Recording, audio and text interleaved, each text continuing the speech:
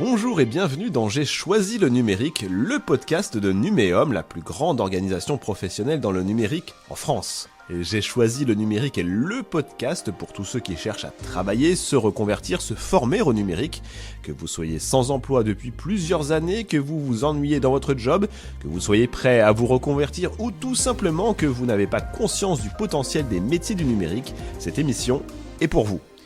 Aujourd'hui, je reçois Céline Anas, directrice des ressources humaines de l'éditeur de logiciels A6.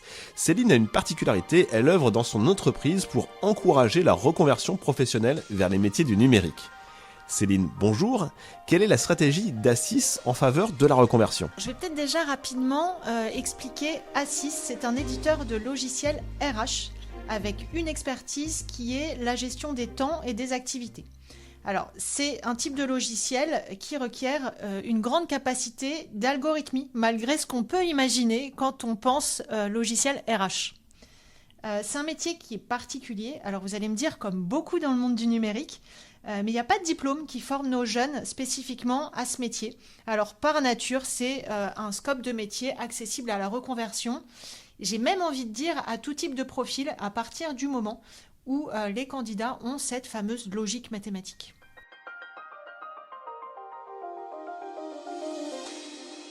C'est intéressant cette notion de logique, c'est quelque chose qu'on a beaucoup entendu dans d'autres épisodes de notre podcast.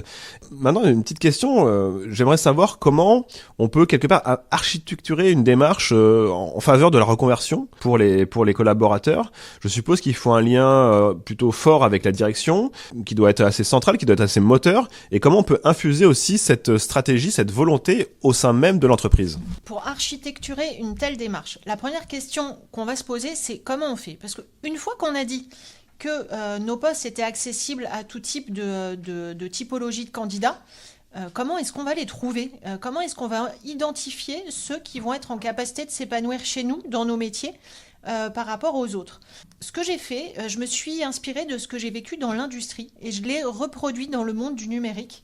J'utilise la méthode de recrutement par simulation, qui est un service de France Travail.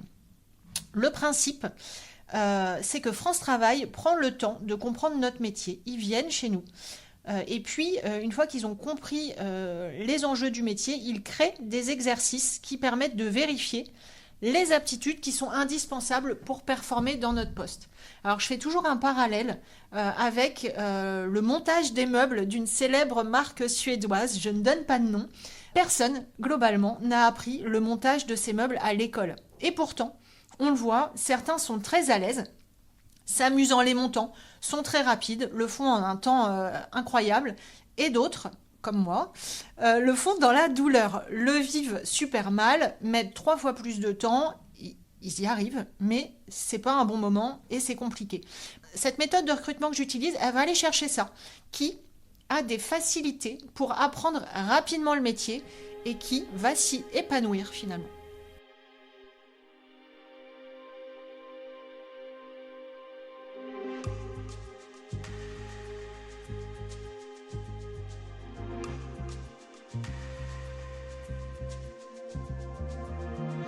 Intéressante cette méthode, et c'est une méthode qui existe depuis longtemps ? Eh bien, figurez-vous que c'est une très vieille méthode. Elle a, je crois, plus de 20 ans. Elle a surtout fait ses preuves dans les métiers peu qualifiés. Mais là, j'ai fait l'expérience et j'ai pu vérifier qu'elle fonctionne parfaitement bien pour des postes de cadre dans le monde du numérique. Alors, je m'en sers, moi, pour le métier dont j'ai le plus besoin. C'est un poste de consultant en paramétrage. Alors, c'est un métier qui est à la fois en lien avec nos clients, et à la fois assez technique puisque les consultants paramétrage, ils vont devoir paramétrer notre logiciel en fonction des besoins spécifiques du client. Alors concrètement, on n'est pas sur du développement informatique, mais ça reste très technique puisqu'il va falloir qu'on écrive des formules dans le logiciel qui vont permettre de traduire, de calculer les compteurs de temps sur la base de ce que nous aura expliqué le client. Donc il y a vraiment cette dimension à la fois technique et très relationnelle. Donc on a, nous, lancé cette démarche fin 2022 et on en est à 25 recrutements faits par cette méthode.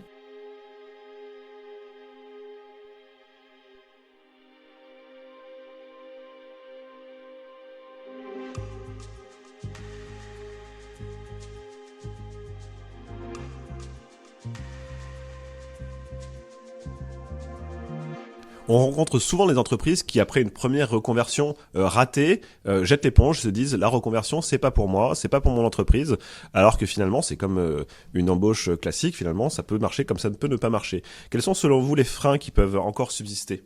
Alors évidemment, quand on a eu une première mauvaise expérience, c'est compliqué d'être convaincu par la mécanique.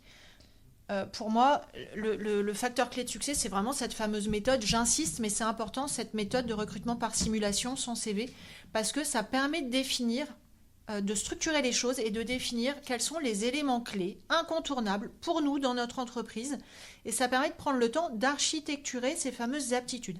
Qu'est-ce qu'on veut absolument que les personnes sachent faire quand elles arrivent chez nous ? Alors pour nous, on voulait qu'elles sachent communiquer correctement avec un client, qu'elles puissent prendre des initiatives, qu'elles recueillent, analysent des données, qu'elles comprennent du coup un algorithme, qu'elles sachent respecter des normes, des consignes. Bref, c'est les indispensables pour rejoindre l'entreprise et que ça se passe bien. Et cette méthode, elle permet de structurer ça. Le deuxième conseil que j'ai envie de donner aux entreprises, c'est ouvrir ces recrutements à des profils atypiques en reconversion. C'est une chose. Ça ne veut pas dire qu'il faut rogner sur le savoir-être qu'on attend, encore une fois, dans notre entreprise, ce qui est indispensable pour nous en termes de façon d'être. Et là-dessus, il faut rester intraitable, surtout quand on fait une première expérience de reconversion. Pour que ce soit un succès et que ça donne envie à tous nos autres managers d'intégrer des profils en reconversion, il faut qu'on soit encore plus pointilleux sur le savoir-être qu'on attend de ces profils recrutés. Et un dernier conseil, il faut aussi accepter quelques départs.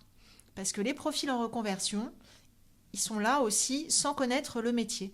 Donc certains ont été éloignés de l'emploi pendant plusieurs années, ils ont pu faire face à de grandes difficultés personnelles et ils n'arrivent pas toujours à prendre le rythme qu'on leur demande ou tout simplement ils se sont trompés dans leur reconversion. C'est-à-dire qu'ils sont capables de faire le job mais ça ne les amuse pas plus que ça. Donc il faut accepter ces départs. Et puis, il faut se dire qu'aussi, d'autres, en revanche, se révèlent complètement et progressent très vite. Donc. Accepter les départs éventuels, mais garder son savoir-être. Ce seront les mots de cet épisode d'aujourd'hui. Céline Anas, merci. Je rappelle que vous êtes directrice des ressources humaines d'Assis et vous siégez au bureau de la région Pays de Loire de Numéum. Quant à moi, je vous dis à très bientôt pour un prochain épisode de J'ai choisi le numérique, le podcast de Numéum sur la reconversion vers les métiers du numérique. Au revoir.